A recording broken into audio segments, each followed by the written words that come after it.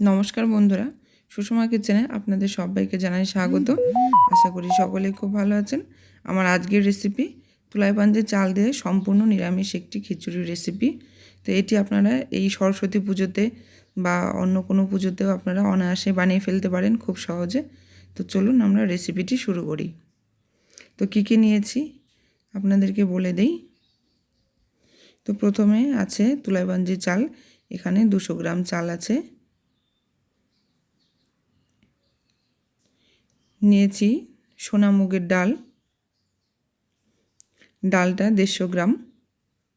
এখানে আছে কড়াইশুঁটি, আছে ঘি।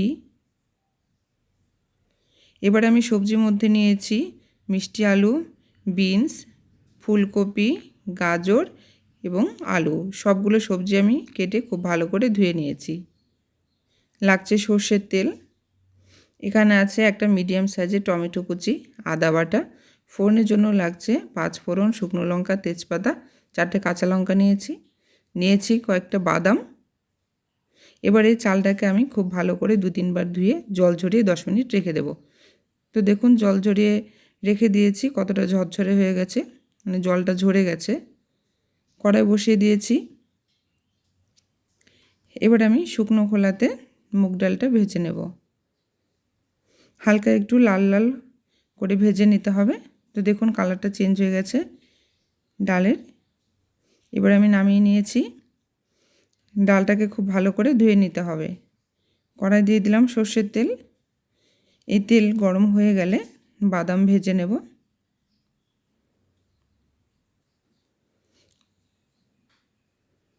বাদাম ভাজা হয়ে গেছে, তুলে নিচ্ছি। ওই তেলের মধ্যে আমি দিয়ে দিচ্ছি ফুলকপি,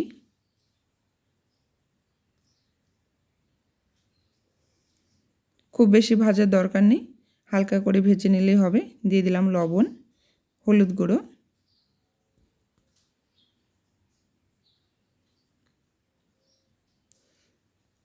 কপি ভাজা হয়ে গেছে, এবার আমি তুলে নেব।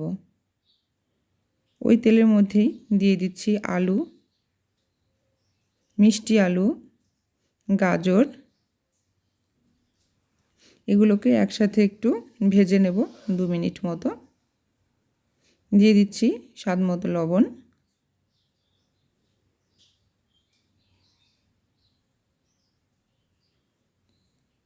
এবারে আমি বিনসগুলো দিয়ে দেব। আরও কিছুক্ষণ ভেজে নিয়েছি, ভাজা হয়ে গেছে, এবারে তুলে নেব। ওই কড়াইতে আরও খানিকটা আমি তেল দিয়ে দিয়েছি। তেল গরম হয়ে গেছে, ফোড়নে দিয়ে দিচ্ছি একটা শুকনো লঙ্কা, তেজপাতা, 5 ফোড়ন। ফোড়নটা একটু লাল লাল হয়ে গেলে দিয়ে দেব আদা বাটা।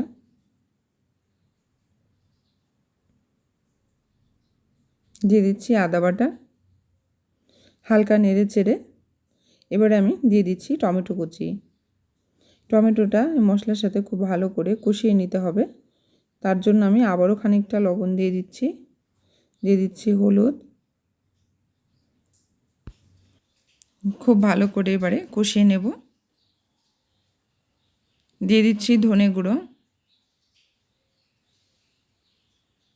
মশলাটা দেখুন টমেটোটা আমার একদম নরম হয়ে গেছে। এবারে দিয়ে দিচ্ছি আগে থেকে ধুয়ে রাখা ডাল। ডালটাকে হালকা একটু ভেজে নেব। তারপরে দিয়ে দেব আমি চাল। এবারে চাল ডাল একসঙ্গে করে 2-3 মিনিট মতো আমি ভেজে নেব।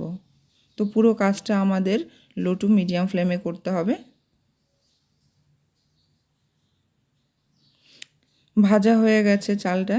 তো দেখুন চাল ডাল 2-3 মিনিট ভেজে নিয়েছি। এবারে আমি আগে থেকে গরম করে রাখা জল দিয়ে দিচ্ছি। জলটা আপনারা বুঝে দেবেন, যতটা আপনারা চাল ডাল নেবেন সেই মতো করে। তো আমার ঝোলটা ফুটে উঠেছে। এবারে আমি 4টে চেরা কাঁচা লঙ্কা দিয়ে দিচ্ছি। ঝালটা অবশ্যই আপনাদের পরিমাণ মতো করে দেবেন।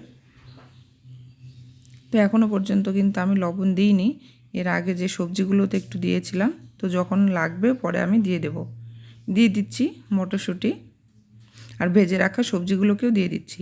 কেননা খিচুড়িটা হতে খুব বেশি সময় লাগে না, তো সবজিগুলো এই পর্যায়ে না দিলে কিন্তু শক্ত থেকে যাবে, সেদ্ধ হবে না ঠিক করে।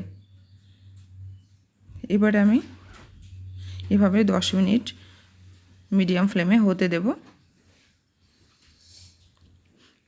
মাঝে মধ্যে কিন্তু নেড়ে দিতে হবে, তা না হলে নিচে লেগে থাকার একটা সম্ভাবনা থেকে যায়। তো 10 মিনিট পরে আমি দিয়ে দিচ্ছি ভেজে রাখা বাদাম।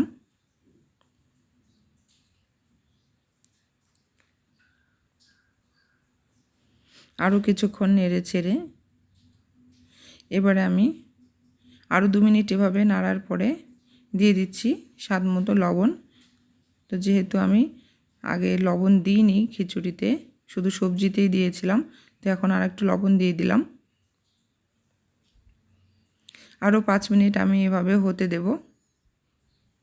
5 মিনিট পর ফিরে এলাম। এবারে দিয়ে দিচ্ছি ভাজা মশলা। এটা আমার বাড়িতে তৈরি করা জিরে, মৌরি, তেজপাতা, শুকনো লঙ্কা সব একসাথে শুকনো খোলায় ভেজে গুঁড়ো করে নেওয়া আছে। খুব ভালো করে মিশিয়ে দিচ্ছি। তো দেখতে পাচ্ছেন খিচুড়িটা কিন্তু আমার পুরোপুরি হয়ে এসেছে। সবশেষে আমি সামান্য একটু গরম মশলা গুঁড়ো দিচ্ছি, দিয়ে আবারও ভালো করে মিশিয়ে নেব।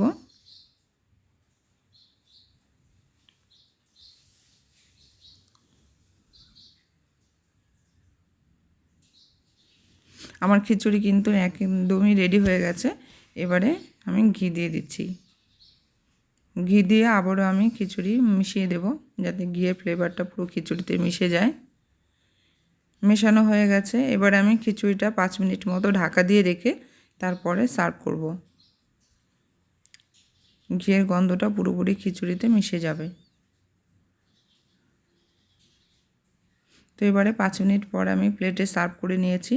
তো দেখুন আমার খিচুড়ি কিন্তু একদম রেডি হয়ে গেছে।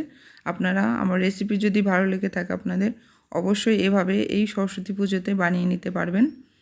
শুধু সরস্বতী পুজো বলে নয়, যে কোনো পুজোতেই আপনারা এই ধরনের খিচুড়ি রেসিপি অবশ্যই বাড়িতে একবার বানাবেন। তো আমার রেসিপি ভালো লেগে থাকলে একটি লাইক করবেন, কমেন্ট করবেন, এবং আমার চ্যানেলটি যারা এখনও সাবস্ক্রাইব করেননি অবশ্যই সাবস্ক্রাইব করে আমার পাশে থাকবেন। ফিরে আসছি নতুন ভিডিও নিয়ে। ততদিন সকলেই খুব ভালো থাকুন, সুস্থ থাকুন। নমস্কার।